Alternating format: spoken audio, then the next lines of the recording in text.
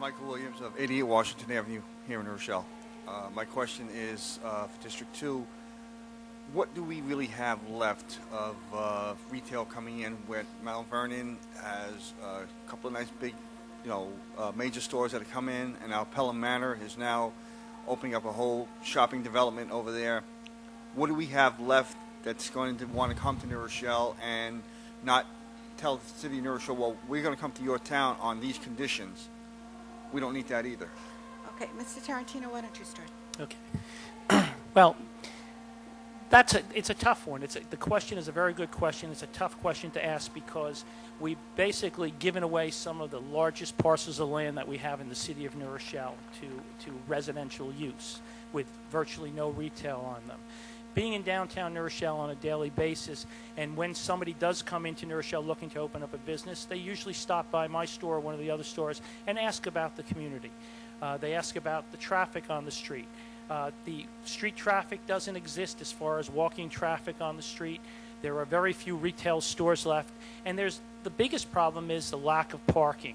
And I find it ironic because so many people have talked about this Church Division parking garage from day one when it was first proposed. I came out at the bid meeting and another number of other meetings against that proposal simply because it would take a physical footprint of city parking away from the city of New Rochelle and give it to a developer.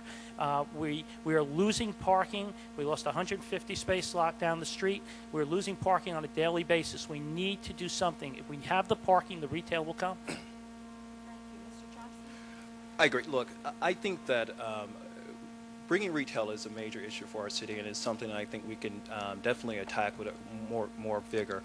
I've put forth a plan and call to launch a marketing effort so that we can start to aggressively reach out to potential retailers, so that we can benefit the benefits of being in New Rochelle, so we can start to pull people in.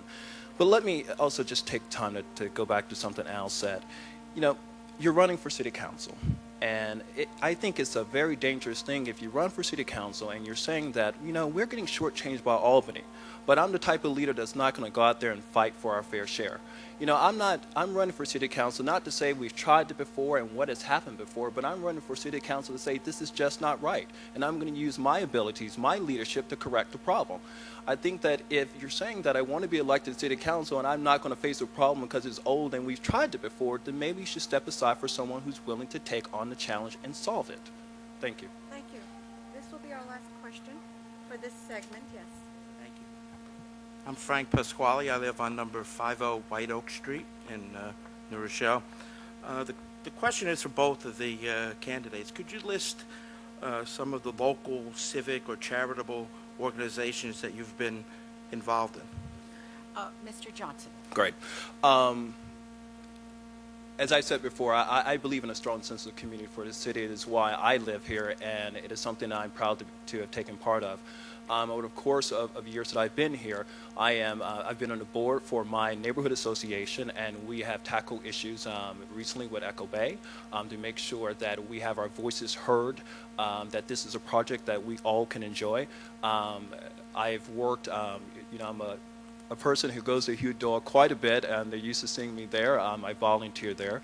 But not in addition to things that are local, I've worked with organizations such as the People for an American Way, the National Education Association, which, I'm proud of that work because we've done not only nationwide, but specifically I was focused for New York to make sure that we get our fair share of federal dollars in the education system, which I think that voice has helped our schools not only in New Rochelle but all throughout New York State.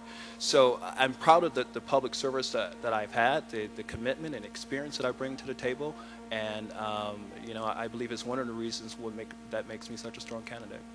Thank you. Well, as far as community involvement, being here as long as I have and starting my involvement at a very young age, my involvement, just to give you a rundown, includes being the former president of the Chamber of Commerce and now a current board member of the Business Improvement District, former member of the Downtown Task Force, which helped close the Palladium nightclub when we were having those problems on Main Street, board member of the United Way, And also, when we talk about the Echo Bay project, I sat on the New Rochelle Waterfront Advisory Committee and the Committee for New Rochelle Local Waterfront Revitalization Program, which was involved in an 800-page document that was trying to spell out the uses for the waterfront in all of the waterfront of New Rochelle. So my familiarity with the waterfront and District 2 goes back a long, long time.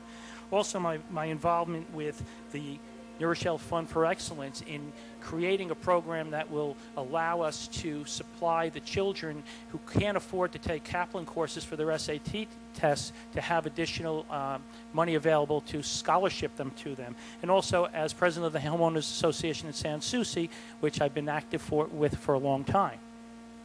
Thank you. We will now have closing statements, and in reverse order, Mr. Tarantino, you will go first. 1 minute. That's fine. I'll be No, brief. I changed the rules. He went first, so, First, if you go first. yes, you're right. I'm sorry, Mr. Johnson. Okay, fine. I'll be brief. I don't know why I did that wrong. No problem. Thank you for having. I want to thank the League of Women Voters for having us here today, and I want to thank the people who came today. Throughout this campaign, I've had the amazing opportunity to meet with people throughout my district, to hear their concerns, and to share my solutions on how we can move our city forward.